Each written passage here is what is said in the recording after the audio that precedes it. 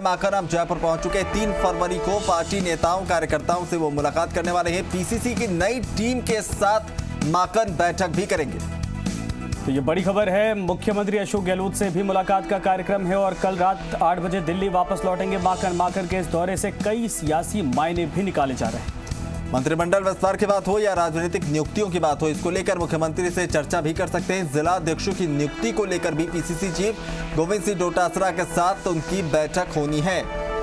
ये बड़ी खबर है। अजय माकन का राजस्थान दौरा, कल तक दिल्ली वापसी होगी, लेकिन इसके पहले जितने देर रुकेंगे वहां पर लगातार मीटिंग का सिलसिला चलता रहेगा और बताया जा रहा है कि कई सियासी मायने निकाले जा रहे। हो सकता है कि राजनीतिक नियुक्तियां और मंत्रिमंडल के विस्तार को लेकर भी मुख्यमंत्री से मंथन किया जाएगा।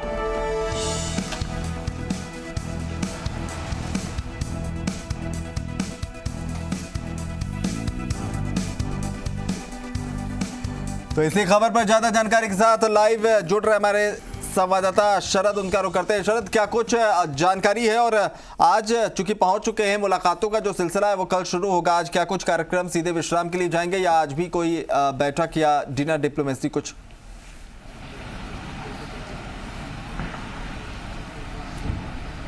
देखिए, कांग्रेस प्रदेश प्रभारी अजय माकन अभी एयरपोर्ट पर पहुंचे हैं। यहाँ से वो होटल के लिए निकले हैं। कल 2 महत्वपूर्ण बैठकें उन्होंने रखी है, जिसमें सुबह 11:30 बजे सीएमआर में मुख्यमंत्री और मंत्रियों के साथ वो चर्चा करेंगे और इसके बाद 2 बजे पीसीसी की नई कार्यकारिणी के साथ भी वो चर्चा करेंगे, जिसमें महत्वपूर्ण रहेगा कि उपचुनाव वाले क्षेत्रों में मंत्रियों के साथ चर्चा की जाएगी। इसके साथ ही जो वहाँ के पर्यवेक्षक नियुक्त किए गए उनके साथ फीडबैक लिया जाएगा। उसके बाद दोपहर बाद में जो मीटिंग होगी वो पीसीसी जो पदाधिकारी हैं उनके साथ बैठक की जाएगी और जो नई टीम जो टास्क दिए गए थे उन पर चर्चा की जाएगी। साथ ही मंत्रिमंडल विस्तार को लेकर जो पहले टाइम दिया गया था 31 जनवरी का उन्होंने डेट तय की थी, उसको लेकर भी उन्होंने कहा है कि पार्टी की ओर से डेट तय की जाती है कि वहां तक मंत्रिमंडल का विस्तार किया जाए, उसके लिए काम किया जाता है। लेकिन अभी इसको लेकर भी कल चर्चा होगी।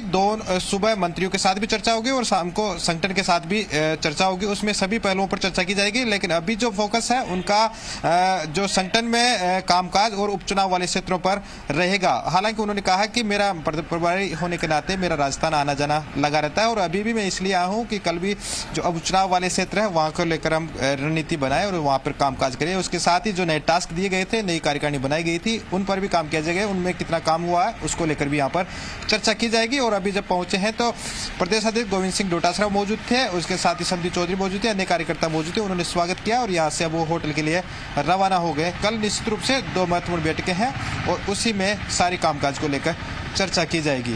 भरत, जिसका इंतजार है, जिस सूची का राजनीतिक नियुक्तियों और मंत्रिमंडल विस्तार को लेकर भी जो बातचीत कल तो होगी ही, तो क्या माना जाए कल कोई सूची भी जारी हो सकती है राजनीतिक नियुक्तियों को लेकर?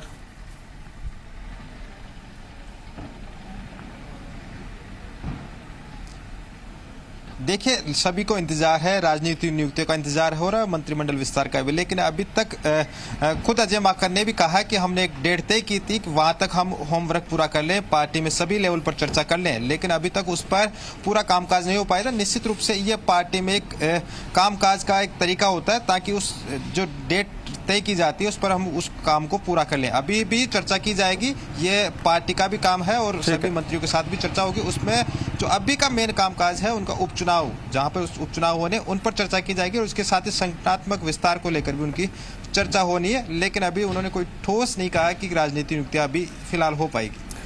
बिल्कुल सही आपने कहा। धन्यवाद इस पूरी तमाम जानकारी के लिए। और साफ तौर पर यह है कि अब कल तक देखना है कि क्या कुछ अजय माकन की तरफ से कहा जाता है, कितनी मीटिंग्स होती है और क्या कुछ कदम उठाया जाता है। बहरहाल अजय माकन जब पहुंचे तो क्या कुछ कहा उन्होंने, ये सुनते हैं।